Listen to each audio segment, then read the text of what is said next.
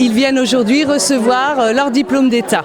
En grande tenue. Toujours en grande tenue, ça leur fait extrêmement plaisir, d'autant plus qu'ils gardent la toque, hein, ça leur fait un souvenir et ça fait un fait marquant, un événement et ça clôture leur parcours d'études et leur entrée dans la vie professionnelle. Pour l'instant en IFSI, on n'a jamais connu au niveau de l'IFSI de problème de recrutement.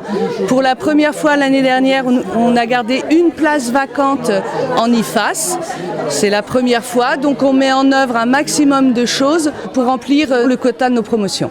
Et ce qui est extraordinaire, c'est que là, nous venons de recevoir le classement Parcoursup, c'est-à-dire l'attractivité et la sélectivité sur Parcoursup. Donc ce sont les choix que font les candidats pour rentrer dans tel ou tel IFSI. Et bien sur les 337 IFSI français, l'IFSI de Martigues obtient la 22e place, qui est extraordinaire par rapport à la taille de l'IFSI, à la taille de la ville et à sa renommée. Donc nous sommes très fiers et je remercie mon équipe de ces résultats parce que c'est bien grâce à mon équipe que les choses peuvent être comme celle-ci. Pendant 7 ans, j'étais auxiliaire de vie dans les Landes, à Ichoux. Et en fait, comme j'ai dû déménager parce que mon mari est militaire, du coup, j'en ai profité pour passer le concours en catimini, que personne n'était au courant. Et quand j'ai eu le résultat de la première partie, et puis j'ai annoncé à toute ma famille que je m'étais inscrite et que j'avais réussi le concours d'aide-soignante. Je me sentais bien déjà à la base dans le métier d'auxiliaire de vie et je voulais évoluer. Alors la différence, c'est que c'est un peu plus reconnu quand même, que ce soit par les infirmières, que ce soit par le public, que ce soit par tout le monde en fait. Et puis on apprend plein de choses. Se sentir utile aussi, parce qu'on se sent utile avec ce métier. Bien sûr, on se sent utile. Mais moi, je me sens utile tout le temps en même temps. Alors maintenant que j'ai le diplôme, j'espère faire des petites formations complémentaires, puisque pour ma part, moi, je travaille en ce moment en unité protégée depuis 7 mois. C'est quoi une unité protégée ? Alors c'est l'unité où on réunit les gens qui ont des problèmes cognitifs, type Alzheimer. Et du coup on est plus proche d'eux, c'est beaucoup plus petit. Pour moi ils sont 11 dans mon secteur. Je passe ma journée à les occuper, à prendre soin d'eux et à les écouter et à faire des animations et tout. Donc il me faudrait des petites formations en plus.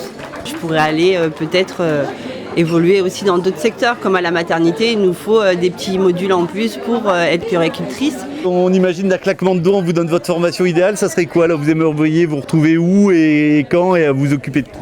Alors j'ai pas eu besoin de claquer des doigts parce que je vais partir en Nouvelle-Calédonie et du coup je vais aller voir un petit peu comment ça se passe dans une île.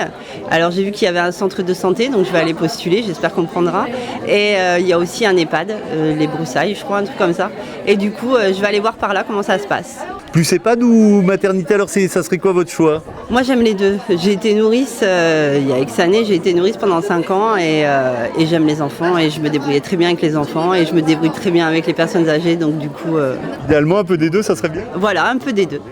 Ce qui m'a donné envie d'être infirmière, depuis toute petite, c'est mes parents qui ont été malades. Il y avait beaucoup d'infirmières à la maison qui intervenaient, donc je voyais les soins, je voyais les prises de sang, je voyais pas mal de choses. Rien qu'une prise de sang déjà pour moi c'était énorme. Elle galérait parce que ma mère n'a pas de veine très facile. Donc bon voilà. Et les soins, les pansements, les prises de sang, les redons. Et du coup, depuis toute petite, je veux faire ça et ça a renforcé entre guillemets mon choix de l'être. Moi j'adore piquer mais je déteste quand on me pique alors. Donc bon, c'est voilà. Alors moi à la base je voulais faire chez les enfants. Finalement j'ai fait un stage chez les enfants qui m'a plu mais je me voyais pas moi en tant qu'infirmière. En tant qu'étudiante c'était très bien mais pas en tant qu'infirmière. Prendre soin des enfants c'est assez particulier. Aujourd'hui là je suis en pneumologie. J'aurais aimé me spécialiser dans tout ce qui est chimiothérapie cancéro. Ce sont des métiers quand même durs, avec une rémunération comme je dis qui est correcte mais pas excessive non plus. C'est vraiment une vocation. Oui, je pense qu'on peut pas faire infirmière si on n'est pas dévoué là-dedans. Il faut aimer aussi son prochain. Oh oui, oui. Si on n'aime pas les gens, ça marche pas. Parce que parfois ils nous font vraiment péter des câbles. Mais on fait avec. On soigne des gens, donc oui, on se sent utile. On leur fait des soins et puis aussi il y a le moral. Psychologiquement parlant, on fait plusieurs métiers, je pense, en même temps. Et on fait du bien aux patients et on soulage aussi beaucoup la famille, j'imagine. Ouais. C'est important aussi la famille dans la prise en charge.